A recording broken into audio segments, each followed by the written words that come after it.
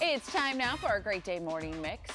After more than 2 decades in prison, a man who gained national attention from the podcast Serial has had all charges against him dropped. Adnan Syed was convicted in Maryland of murdering a former girlfriend in 1999 when he was just 17. But yesterday, a judge exonerated him. Yeah, saying based on this new evidence, he could not have been the one responsible. CBS's Astrid Martinez has more on the decision. After 23 years in prison, Adnan Syed has officially been declared an innocent man. Syed was charged and convicted in the 1999 murder of his high school girlfriend, Min Lee. The case was chronicled in the hit podcast Serial, during which Syed maintained his innocence.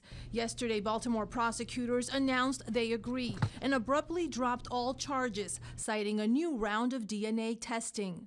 There was a DNA mixture of multiple contributors on both Miss Lee's shoes. The same multiple contributor for both of Miss Lee's shoes.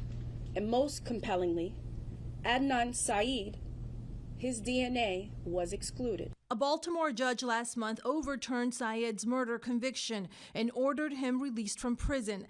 That judge ruled the state had violated its legal obligation to share evidence that could have bolstered Syed's defense after 2 other suspects were discovered. It is my responsibility to acknowledge and to apologize to the family of Min Lee and Adnan Syed. Syed's brother Yusuf said his family feels blessed after the news. We can finally move on with our life. The Lee family expressed disappointment via their attorney. They're very sad. I think they feel very hopeless about any future justice being brought for Hay. Prosecutors insist even though the case against Syed has been closed, they will continue to pursue justice for Lee. Astrid Martinez, CBS News, New York. It's truly amazing how this story became such a national story with the podcast, which was really kind of a groundbreaking podcast in 2014.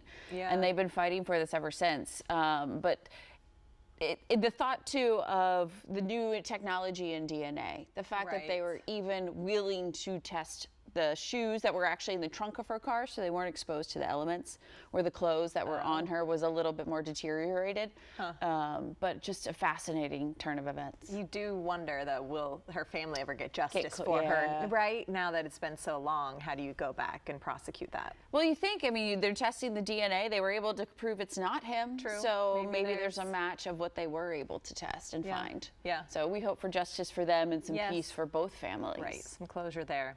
Okay, meanwhile, what we talked about right before the break, we do have a winner in the Katmai National Park's annual Fat Bear Week contest. In case you didn't know, Fat Bear Week celebrates brown bears in Alaska as they pack on the pounds before winter hibernation.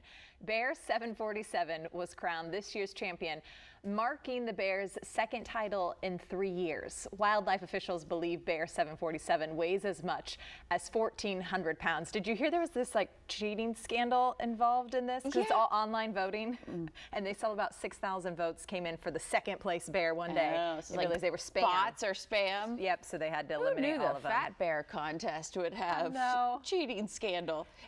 It's just fascinating to see them kind of grow over time. I mean, okay, go to explore.org. It's amazing. I was on. She's been on a Fat Bear rabbit hole. They're so tiny, and then they double their size. It looked like they doubled their size. It was crazy how much weight they put on. It's crazy how we're so fascinated by it. I love it. All right, for the first time since the beginning of the pandemic, visitors can once again tour the top of the Statue of Liberty.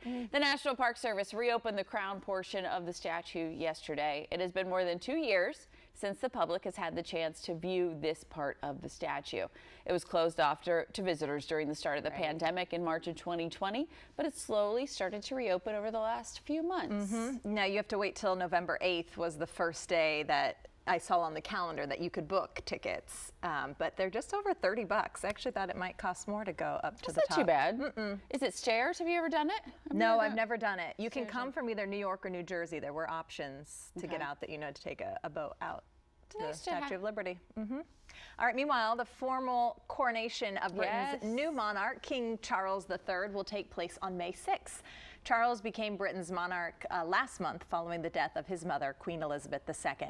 King Charles will be 74 at the coronation, the oldest that a new monarch has ever been crowned. And everyone was thinking he would probably choose June 2nd as his coronation date. It was the date his mother was when hers happened, but chose a different date. You wonder what all their scheduling was like behind the scenes. I know. Here's where we can fit it in. And they because they just planned the funeral for Queen Elizabeth. So now it's kind of like, let's regroup. Don't need to rush it. He's King Charles. And got, first time they've seen a new monarch, a new head of the monarchy in 75 years. So really need to plan it out perfectly. Well, it will be very scaled down compared to what his mother had. She had 8,000 people in attendance. They're saying he'll probably have 2,000 people. Hers was a 3-hour televised moment, and his will probably be about an hour, which is not bad. Not bad. All right, today, it was sad news last night that we received. We mourn an iconic British actress, Angela Lansbury. We all love her, has died. The actress and singer's career spanned over 80 years in the entertainment industry. In 1984, she achieved worldwide fame as fictional writer and sleuth Jessica Fletcher in the series Murder, She Wrote. Before that, she was part of the Hollywood Golden Age. For sure. And of course, beloved in her role in children's classics like Bedknobs and Broomsticks, that was one of my favorites, and as Mrs. Potts in Beauty and the Beast. She was 96. Her family said she passed away peacefully in her sleep in the middle of the night. But Murder, She Wrote, was my, I love my true crime. I love reading about it. Nancy Drew and Murder, She Wrote. Like these authors, these female sleuths, I just, I couldn't get enough of it. Apparently she was 5 days away from her 97th birthday. And I was looking up, we love our Broadway stars here. She won 5 Tony Awards. Prolific Broadway star. Only 2 people have ever won more than her, of women, 6. They won 6, and one was a Lifetime Achievement Award. So she is top notch. In Hollywood. Talented and just, an icon all over the entertainment industry. So it was the sad news yesterday.